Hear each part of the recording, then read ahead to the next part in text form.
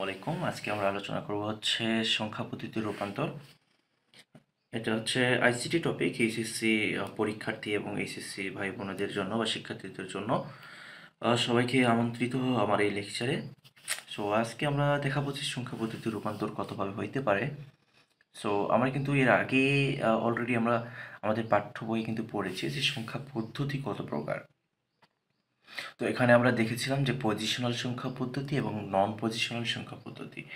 So নন positional সংখ্যা পদ্ধতি আদিম যুগের মানুষরা ইউজ করতো। তারা এদের কোনো পজিশন ছিল না, এরা সমষ্টিগতভাবে কি হইতো বিদ্যমান থাকতো, তাই না? আর পজিশনাল সংখ্যা পদ্ধতিটা হচ্ছে যে পজিশন ওয়াইজ তারা তাদের নির্দিষ্ট একটা ভ্যালু থাকবে। ওকে, সাপোজ ধরুন আমরা যদি এখানে 2, 3, 4 আমরা লিখলাম, ঠিক আছে? সো আমরা এখানে 4কে যদি আমরা ভ্যালু দ্বারা নির্ধারণ করি, আমরা কিন্তু এটা বলবো হচ্ছে 4 ইন্টু 1, মানে এটা হচ্ছে এককের ঘরে। অথবা এভাবে লেখা যায়, যেহেতু ডেসিমেল নাম্বার সিস্টেম, এটা 4 ইন্টু, এটা কত নম্বর পজিশন? 0। সাপোজ ধর এটা 0 নম্বর পজিশন, এটা 1 নম্বর পজিশন, এটা 2 নম্বর পজিশন। তাহলে 4 ইন্টু 10 পাওয়ার 0, তো আমরা এটা লিখতে পারি হচ্ছে 4 ইন্টু কোনো কিছুর উপর পাওয়ার যদি 0 থাকে তাহলে আমরা ডিরেক্ট 1 লিখতে পারি। তাহলে 4 into 1 equal to 4। Then 3 into 10 power 1, তাহলে 3 ইন্টু 10 পাওয়ার 1 ইকুয়াল টু কী লেখা যায়? 10। তাহলে 3 ইন্টু 10 ইকুয়াল টু 30। দেন এখানে 2, টুর পজিশন কত? 2, তাহলে 10 পাওয়ার তার পজিশন, তাহলে কি হচ্ছে? 2 ইন্টু 100 ইকুয়াল টু 200। আমরা যদি এখানে আবারও অ্যাডিশন বা যোগ করি, দেখবেন আপনারা 2, 3, 4 এই নাম্বারটাই পাচ্ছেন। সো এটা হচ্ছে পজিশনাল নাম্বার সিস্টেম।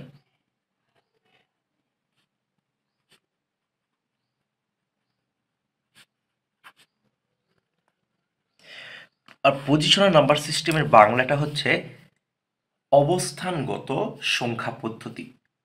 ওকে, তার মানে আমরা যদি পজিশনাল নাম্বার সিস্টেমের যে কোনো পজিশনকে আমরা আইডেন্টিফাই করতে যাই, যে কোনো অঙ্ককে যদি আমরা আইডেন্টিফাই করতে চাই, তাহলে সেই অঙ্কের পজিশনটা আমাদের জানতে হবে। সো আমরা নন পজিশনাল নাম্বার সিস্টেম আমরা দেখেছিলাম যে সাপোজ ধরুন আমাদের যে রোমান সংখ্যাগুলো ছিল, ভি মানে আমরা 5, এক্স মানে হচ্ছে 10। ওকে, তো আমি যদি এখানে এক্স ভি লিখি, তাহলে কিন্তু দেখুন এক্স মানে কত? 10, ভি মানে হচ্ছে 5, তাহলে 10 প্লাস 5 আমরা ইকুয়াল টু এখানে কিন্তু 15 বলি, তাই না?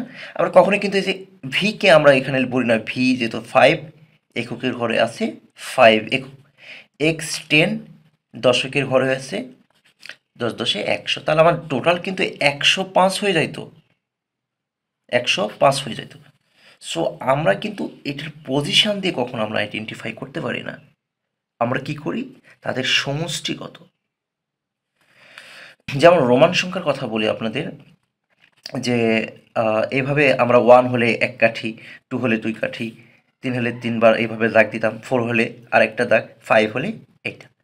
আবার 1, 2, 3, 4, 5, এই যে 5 পাশে পাশে বসছে, এদেরকে যদি আমরা গণনা করতে চাই, কাউন্ট করতে চাই, আমরা কি বলবো? আমরা বলবো 5 এবং 5 যোগ করলে 10 হয়। আমরা কিন্তু এটাকে সমষ্টি দিয়ে আমরা করতেছি, আইডেন্টিফাই করতেছি নাম্বারগুলো।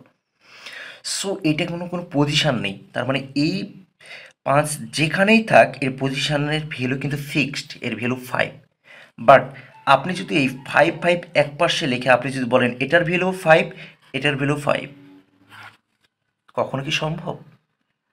তো এটাতে আমরা বুঝলাম যে পজিশনাল এবং নন পজিশনাল নাম্বার সিস্টেমটা কি। পজিশনাল নাম্বার সিস্টেম আপনাকে যদি বের করতে হয় যে কোনো অঙ্ক যদি আপনি চান যে এই অঙ্কর ভ্যালু কত, সেক্ষেত্রে তার পজিশন দিয়ে আইডেন্টিফাই করতে হবে। আর নন পজিশনাল নাম্বার সিস্টেমটা সমষ্টি দিয়ে আইডেন্টিফাই করতে হবে।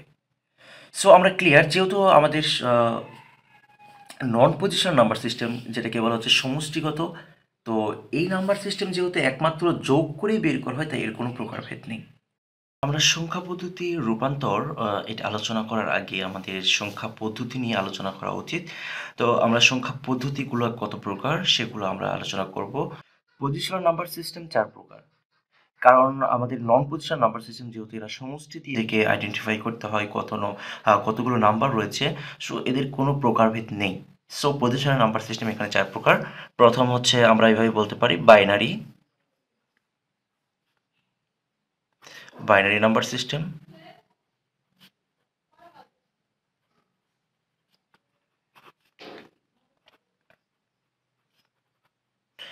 অক্টাল নাম্বার সিস্টেম,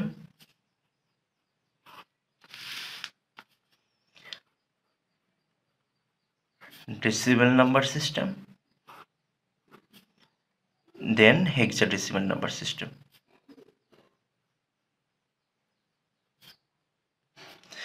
সো আমাদের এই 4 রকমের পজিশনাল নাম্বার সিস্টেম রয়েছে।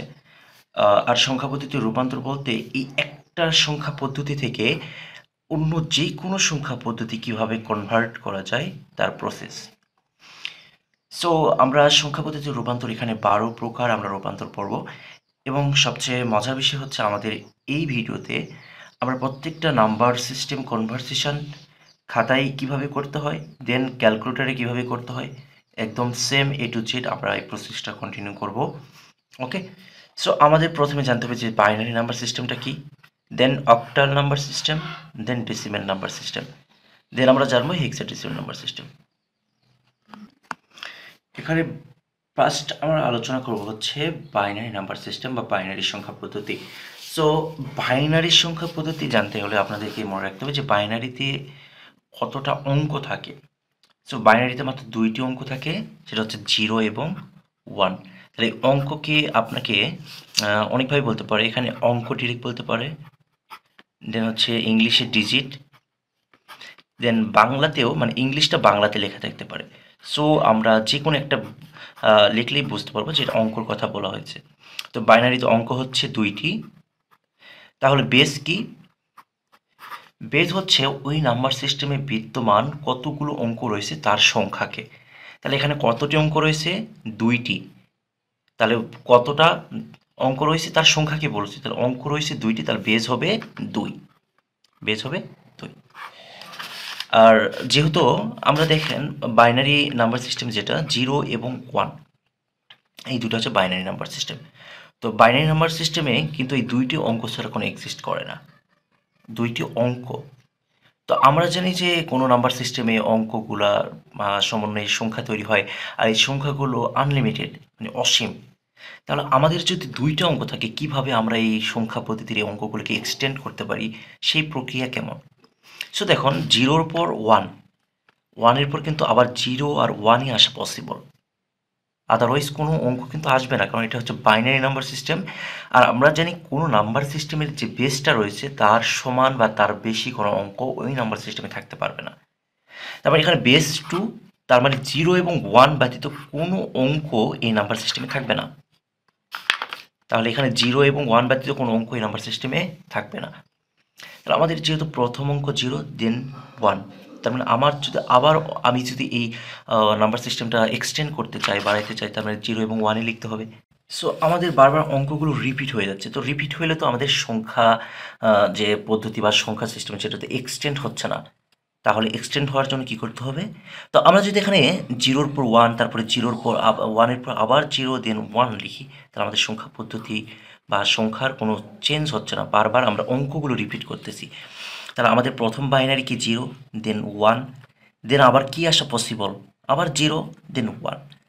তাহলে আমরা সংখ্যা পদ্ধতিকে এক্সটেন্ড করতে হলে আমাদের 0-র পর 1-এর বিন্যাস দিয়ে সাজাতে হবে। তো আমরা এখানে 1 দিয়ে, এখানেও 0-র আগে 1 দিব, এখানেও 1 দিব।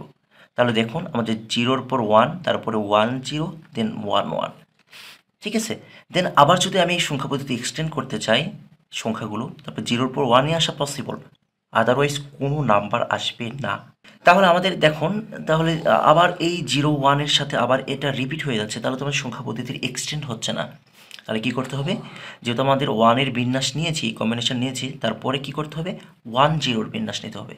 দেন 1 0 বিন্যাস নিলে কী হয়? এখানে 1 0 দিয়ে দিবেন 0-র আগে, দেন এখানে 1 0 দিয়ে দিবেন। ওকে, দেন যদি আপনি আরও এক্সটেন্ড করতে চান, দেন এখানে 0, এখানে 1 দিতে হবে। তাহলে আবারও কি রিপিট হয়ে যাচ্ছে? রিপিট তো করা যাবে না আমাদের, তাই না? সো তারপরে আমরা যেহেতু 1 0 আমরা কম্বিনেশন বা বিন্যাস নিয়েছি, দেন এখন 1 1 এর বিন্যাস করব। তাহলে এই দুটার সামনে 1 1 দিয়ে আমরা নতুন সংখ্যা আমরা কি করতে পারতেছি, ক্রিয়েট করতে পারতেছি। সো এইভাবে সংখ্যা পদ্ধতির সংখ্যাগুলো, অঙ্ক থেকে সংখ্যাগুলো এক্সটেন্ড করা যায়। ওকে, সো আলটিমেটলি আমাদের কি হয়েছে এখানে দেখুন, 0-এর বাইনারি হয়েছে, 1-এর বাইনারি, 2-এর বাইনারি, 3-এর বাইনারি, 4 বাইনারি, এটা হচ্ছে 5, এটা 6, এটা 7-এর বাইনারি অলরেডি হয়ে গেছে। সো আমাদের যখন আনলিমিটেড এরকমভাবে 100 বাইনারি বের করতে বলো, আপনি কি এইভাবে বের করবেন? সো এটা ডিফিকাল্ট হয়ে যাবে। এই জন্য আমাদের শিখতে হবে কনভার্সন অফ নাম্বার সিস্টেম, মানে সংখ্যা পদ্ধতির যে রূপান্তর, এটা আমাদের শিখতে হবে। এছাড়াও অন্যভাবে শর্টকাট নিয়মে আমরা হচ্ছে দশমিক থেকে বাইনারি বের করতে পারবো। সাপোজ ধরা হলো আপনার 16-এর বাইনারি কত, 16-এর বাইনারি ভ্যালু কত, এটা ডেসিমেল নাম্বার অবভিয়াসলি। তো আপনারা কি করবেন, একটা সিরিজ লেখা যায়, সেটা হচ্ছে যেহেতু বাইনারি সিস্টেম আমরা বের করতেছি বাইনারি ভ্যালু, তা 2-র পাওয়ার 0, 2-র পাওয়ার 1, 2-র পাওয়ার 2, 2-র পাওয়ার 3, 2-র পাওয়ার 4, 2-র পাওয়ার 5 এভাবে লিখতে পারেন। তো 2-র পাওয়ার 0 মানে কি 1, 2-র পাওয়ার 1 মানে কি 2, 4, 8, 16, 32। এক্স্যাক্টলি কী হচ্ছে ঘটনাগুলো দেখুন। এটা যেহেতু দুই বেস বা দুইটা অঙ্ক রয়েছে, যার বেস 2, যেহেতু বাইনারি সংখ্যা, এটা বারবার কিন্তু 2-এর গুণিতক আকারে বাড়তেছে। 1-এর ডাবল, 2-এর ডাবল, 4-এর ডাবল, 8-এর ডাবল, তারপরে 16-র ডাবল, এভাবে বাড়তেছে। সো আপনাদের রিকোয়ার্ড সংখ্যা কি এখানে 16-এর বাইনারি বের করতে হবে। সো আমাদের কোন সংখ্যাগুলো যোগ করলে আমাদের 16 হয় বা 16 হয়, সেটা আমাদের দেখতে হবে। সো দেখুন এখানে কিন্তু ডিরেক্ট 16 আছে, অর্থাৎ 16টা অ্যাক্টিভ, তার নিচের 1 থাকবে, বাকি সবগুলো 0। তাহলে 16-এর বাইনারি কত হবে 1 0 0 0 8। ওকে, সাপোজ ধরুন আপনাকে বলা হচ্ছে 25-এর বাইনারি কত। তো এখানে যোগ করবেন, কারণ এগুলো সবগুলো কি যোগ আকারে আছে একে অপরের সাথে। তাহলে এখানে যোগ করলে কত কত যোগ করলে আপনার 25 হয়। তাহলে দেখুন 16 আর 8 যোগ করলে কত হয় 24, 24-এর সাথে 1 যোগ করলে কী হয় 25। তার মানে আমার 16 অ্যাক্টিভ, 8 অ্যাক্টিভ, 1 অ্যাক্টিভ, বাকিগুলো 0। তাহলে 25-এর বাইনারি কী হচ্ছে 1 1 0 0 1। তো এইভাবে আমরা শর্টকাট মেথডে আমরা বাইনারি বের করতে পারি, কোনো সমস্যা নেই। তাহলে আমাদের বাইনারি নাম্বার সিস্টেমে যাগুলো ছিল আমরা অলরেডি পড়ে ফেললাম, যে বাইনারি নাম্বার সিস্টেম কী, তাহলে বাইনারি অঙ্ক কয়টা, ডিজিট কয়টা, এগুলো নিয়ে জানলাম। কীভাবে বাইনারি সংখ্যা পদ্ধতি এক্সটেন্ড করা যায় সংখ্যাগুলোকে। তাহলে বাইনারি সংখ্যা পদ্ধতি আমরা এভাবে বলতে পারি, যে নাম্বার সিস্টেমে মাত্র 2টি অঙ্ক রয়েছে এবং যার বেস 2, তাকে আমরা বাইনারি নাম্বার সিস্টেম অথবা বাইনারি সংখ্যা পদ্ধতি বলতে পারি। ঠিক আছে, এখানে ডিজিট বলতে পারেন, অঙ্ক বলতে পারেন। ওকে, তাহলে বলতে হবে বাইনারি নাম্বার সিস্টেম হচ্ছে সেই সিস্টেম যার মাত্র 2টা অঙ্ক রয়েছে, 0 এবং 1, 2টা অঙ্ক রয়েছে এবং যার বেস 2। ওকে, সো আমরা বাইনারি নাম্বার সিস্টেম অলরেডি জেনে গেছি। দেন আমরা নেক্সট ক্লাসে অক্টাল থেকে শুরু করব। ওকে, এবং সুস্থ থাকবেন, ভালো থাকবেন। আর যদি ক্লাসটা আপনাদের কাছে ইনফরমেটিভ মনে হয়, তাহলে অবশ্যই সাবস্ক্রাইব করবেন অ্যান্ড বেল বাটনে ক্লিক করে রাখবেন নতুন নতুন আপডেট ভিডিও পাওয়ার জন্য। আসসালামু আলাইকুম।